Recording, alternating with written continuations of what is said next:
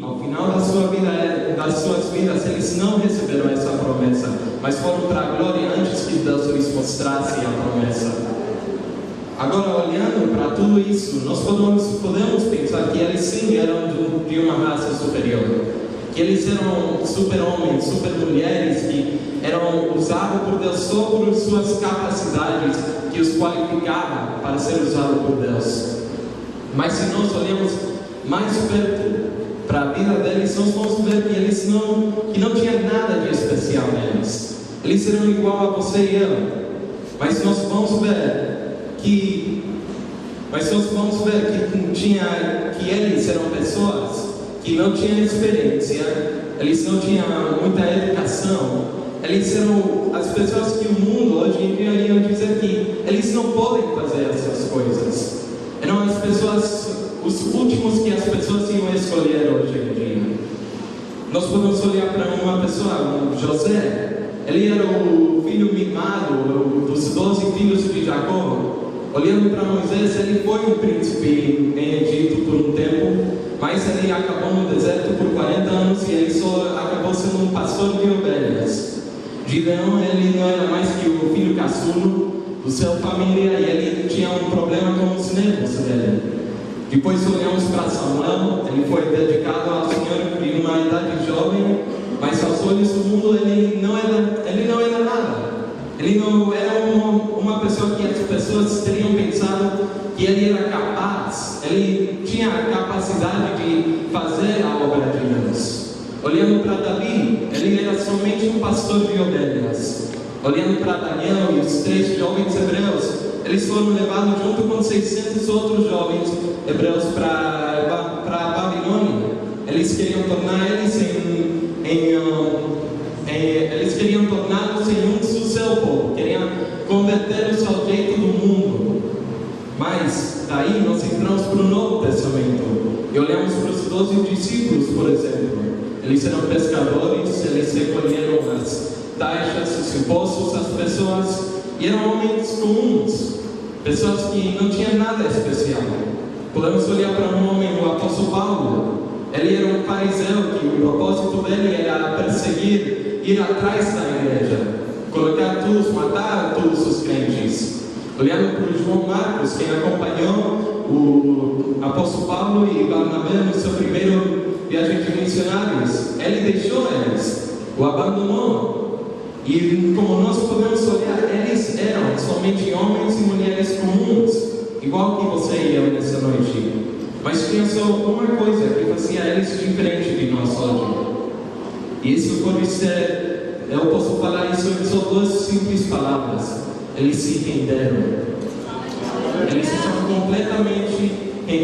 se renderam completamente ao Senhor. José, ele salvou o seu povo de uma fome que estava passando.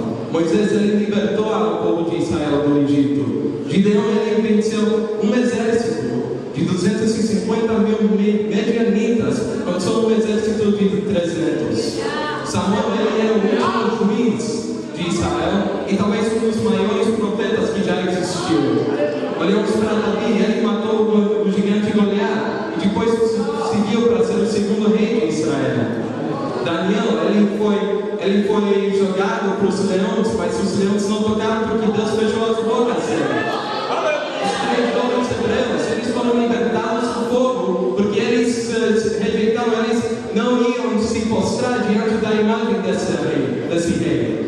Indo para o Novo Testamento, os discípulos no cenáculo, eles saíram, eles foram dos primeiros que foram bautizados com o Espírito Santo. Eles saíram do aposento alto e Pedro pregou uma mensagem de aproximadamente só 3 minutos e 3.000 pessoas foram salvas. O apóstolo Paulo, ele encontrou a Jesus no caminho a Damasco e desde então ele nunca foi mais o mesmo. Ele se converteu, foi cheio do Espírito Santo e ele foi o primeiro missionário para o mundo. Olhando para o João Marcos, que deixou a Paulo e Barnabé no seu primeiro viagem, ele, no final da vida do apóstolo Paulo, foi chamado para ir ministrar para ele e ele até escreveu o Evangelho de Marcos, e ele só era um jovem. Então, o que é que eu quero dizer aqui? Eu estou querendo mostrar para vocês que se eles esses homens e mulheres, aqueles que nós lemos na Bíblia, que nós olhamos como heróis, eles não eram nada, mas Deus os converteu em algo. E se eles podiam ser feitos, se podiam fazer essas obras, nós também, como jovens, podemos fazer isso.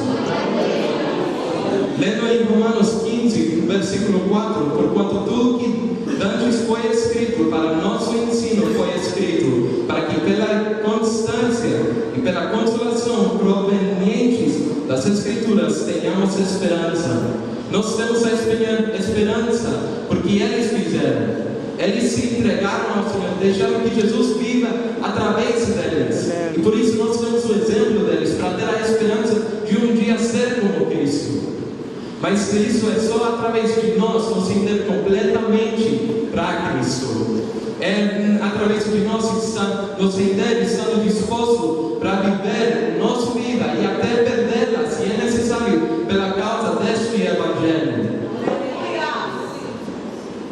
Estes de qual nós falamos, eles não eram super-homens, eles não tinham habilidades especiais, eles eram, como já falei, homens e mulheres comuns, que estavam dispostos a sair do barco da religião e tocar este mundo para o seu dia agora. Eles tocaram a geração deles, porque eles não ficaram atrás, eles não ficaram se escondendo de trás da religião.